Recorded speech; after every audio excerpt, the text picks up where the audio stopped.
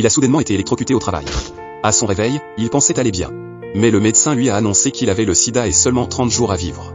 Il trouvait cela ridicule car il croyait que le sida ne touchait que les homosexuels, qu'il méprisait. Après recherche, il a découvert que les comportements intimes pouvaient aussi transmettre le sida. Il s'est soudain souvenu avoir eu un contact avec une fille malade. C'est à ce moment qu'il a réalisé être réellement infecté. Il est alors allé acheter un médicament appelé Abua qui n'était pas encore commercialisé. Déçu, il est allé boire un verre dans un bar. Là, il rencontra un concierge qui vendait secrètement de la drogue, alors il en acheta et se sentit soulagé pour un court moment. Mais lorsqu'il revint pour en acheter davantage, le concierge ne lui donna pas le médicament. Au lieu de cela, il lui donna une adresse. Il dit que c'était le seul endroit pour s'en procurer. Maintenant, l'homme pensait que le concierge lui mentait. Il le frappa mais tomba au sol. Son corps était trop faible. L'homme s'assit dans sa voiture, agrippant désespérément son arme. Mais finalement, il n'a pas appuyé sur la gâchette. Il a plutôt suivi l'adresse indiquée. Il y a trouvé un médecin nommé Sean. Sean lui a dit que le produit était hautement toxique et ne devait plus être utilisé. Il lui a donné un nouveau médicament qui lui a permis de vivre 3 mois de plus. Il s'est avéré que Sean menait des recherches sur des médicaments non toxiques et efficaces. L'homme a vu les patients s'améliorer progressivement. Une nouvelle idée lui est venue.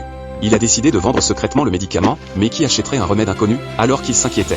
Un homme gay nommé Jenny l'a trouvé. Jenny l'a aidé à vendre toute la drogue. Sa vision des homosexuels a changé.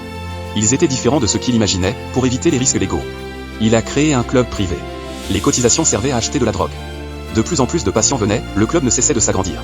Les hôpitaux se vidaient peu à peu. Les médecins étaient furieux. Ils ont dénoncé le club pour fraude fiscale. Le club a été fermé. Toutes les drogues ont été confisquées. Il a dû retourner chez Sean pendant son absence. Jenny a été emmenée à l'hôpital. Elle a reçu une injection et son état s'est rapidement aggravé. Elle a finalement succombé. Quand il l'a appris, il s'est précipité à l'hôpital. Il a attrapé le col du médecin et l'a traité de meurtrier. L'hôpital savait que c'était toxique. Mais pour le profit, ils ont quand même voulu le commercialiser. Ils ont interdit aux patients d'autres médicaments. Le lendemain, il prit la décision de fournir gratuitement des médicaments. Mais tout en sauvant des vies. Les médicaments de Sean furent confisqués. Alors il fit irruption dans une conférence de presse. Il révéla publiquement la vérité et poursuivit les autorités en justice. Le juge n'approuva pas leurs actions. Mais selon la loi, l'affaire fut rejetée. À son retour, déçu, il a vu des patients rassemblés. Ils l'ont applaudi. Ils l'ont étreint avec émotion parce qu'il avait osé se lever et parler pour les patients.